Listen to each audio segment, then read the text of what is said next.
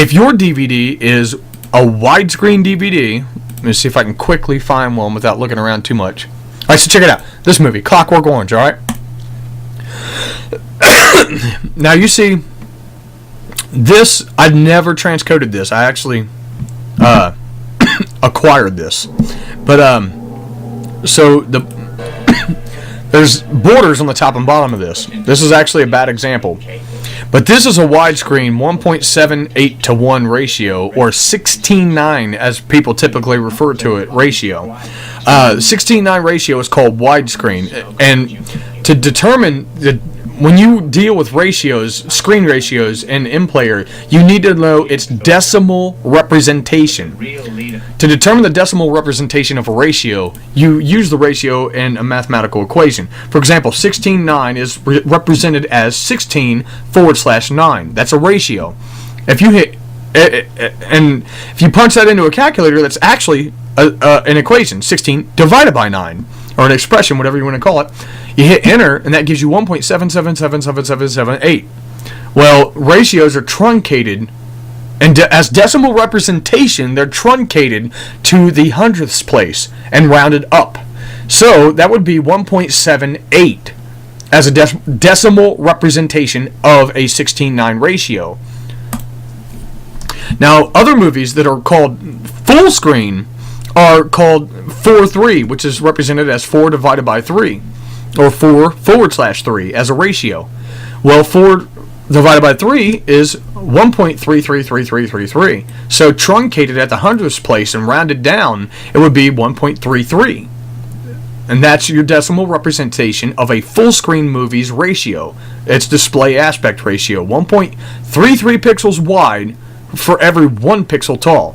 Just like a widescreen movie is 1.78 pixels wide for every 1 pixels tall. You have other movies that are a 2.35 to 1 ratio, or just 2.35. Anytime you see a decimal representation for screen display aspect ratio, you can be rest assured that it is that decimal representation to 1 ratio.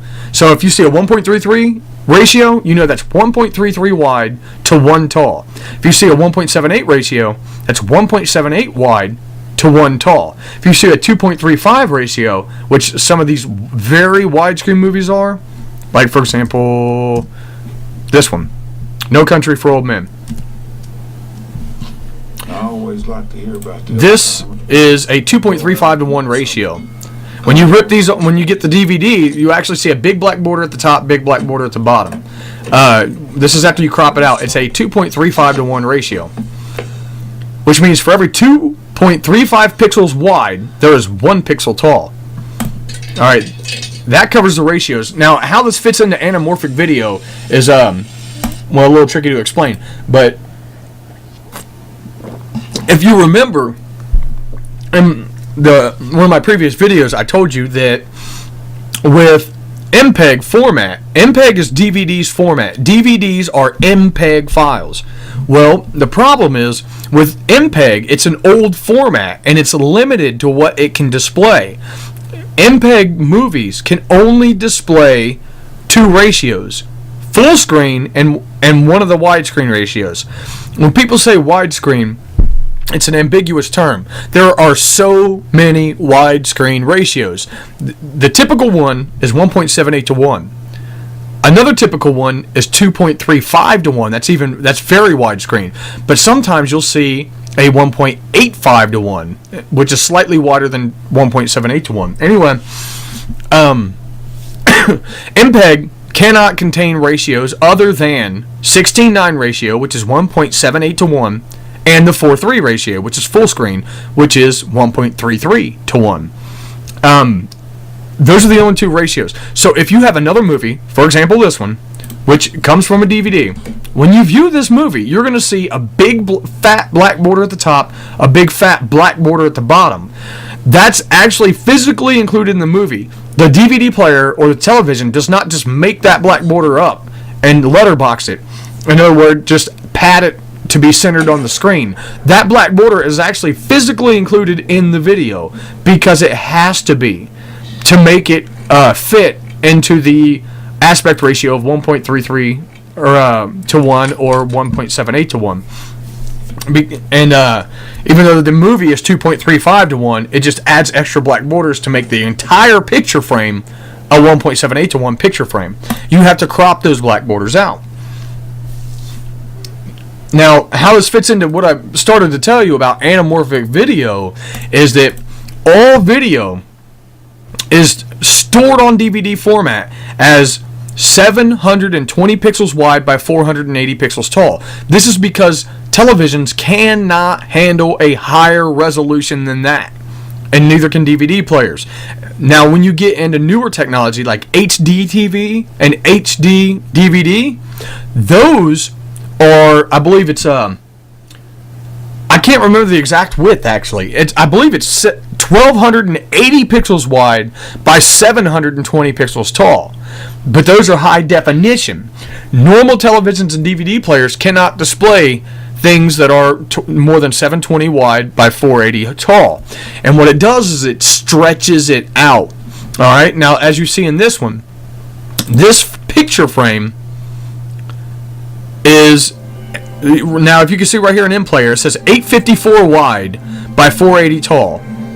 This means that it took this remember it's 720 by 480 on the DVD, but it tells it when you play this file, display it as a 1.78 to 1 display aspect ratio, or in other words, a 16:9 display ratio. So stretch it out to be 1.78 pixels wide for every 1 pixel tall. Stretch it out to fit that ratio when you play this file.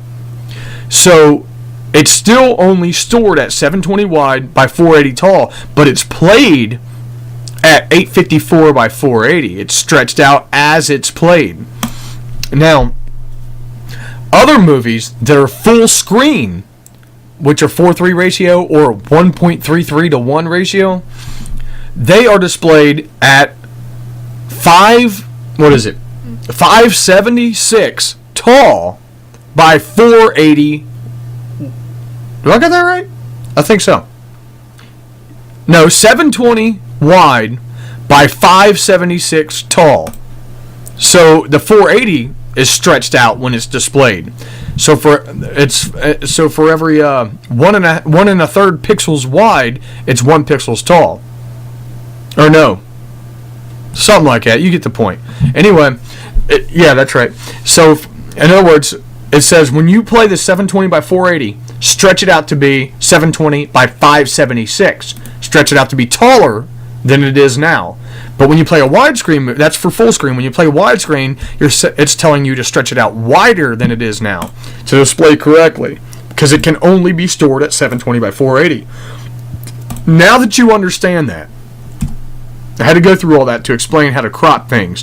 Now that you understand that, when you crop a movie, you're going to crop, it's, for example, that was 720 by 480, and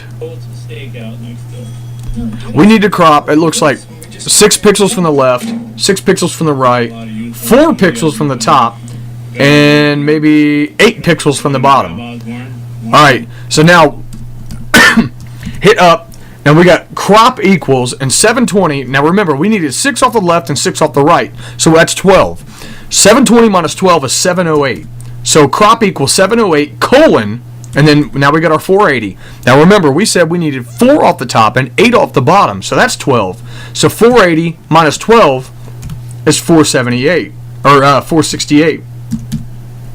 Now that's our rectangle size. That's how much of the picture we want to crop down to.